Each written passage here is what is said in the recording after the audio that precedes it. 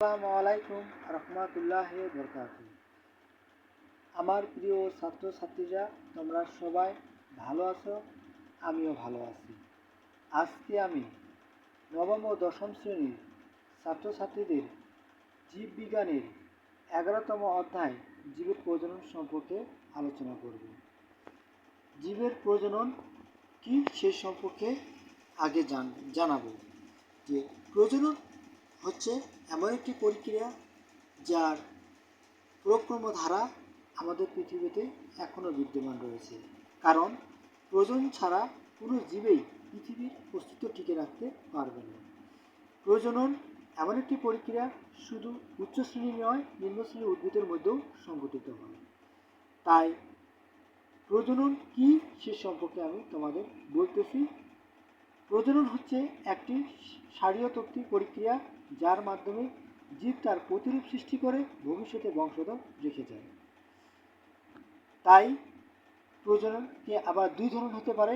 এক নম্বর হচ্ছে ঔজন্য প্রজনন, আরেকটি হচ্ছে যৌন প্রজনন। শুরুতেই ঔজন্য প্রজনন আলোচনা করব।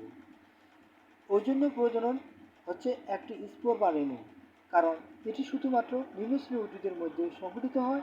নিম্নশ্রেণীর উদ্ভিদ বলতে আমরা বুঝি যেমন ব্যাকটেরিয়া এবং ছত্রাক, অ্যামিবা, এই সকল উদ্ভিদগুলো হচ্ছে নিম্নশ্রেণীর উদ্ভিদ, কারণ এই সকল উদ্ভিদের মধ্যে কোনো গ্যামেটোফাইট সৃষ্টি হয় না, এমনকি পুংজনন কোষ বা স্ত্রীজনন কোষও থাকে না।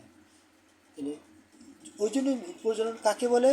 সাধারণত স্পোর বা রেণুর এর মাধ্যমে সরাসরি ভ্রূণে পরিণত হয়ে নতুন উদ্ভিদ জন্ম দেয়। এদের যে কোনো গ্যামেটোফাইট হয় না, যেমন ব্যাকটেরিয়া, ছত্রাক ইত্যাদি। এদেরকে আবার আদিকোষ নামেও পরিচিত হিসাবে গণ্য করা হয়। এবার আমরা যৌন প্রজনন সম্পর্কে বলবো যে এক উচ্চ শ্রেণী যৌন প্রজনন শুধুমাত্র একটা উচ্চ শ্রেণী উদ্ভিদ ও প্রাণীর মধ্যে সংঘটিত হয়। এরা সাধারণত শুক্রাণু বা ডিম্বাণু মিলনের পরে এক ধরনের গ্যামেটোফাইট সৃষ্টি হয়। পরবর্তীতে এটি জাইগোটে পরিণত হয়। জাইগোটটি আস্তে আস্তে ভ্রূণে পরিণত হয়, ফলে নতুন জীবদের সৃষ্টি হয়।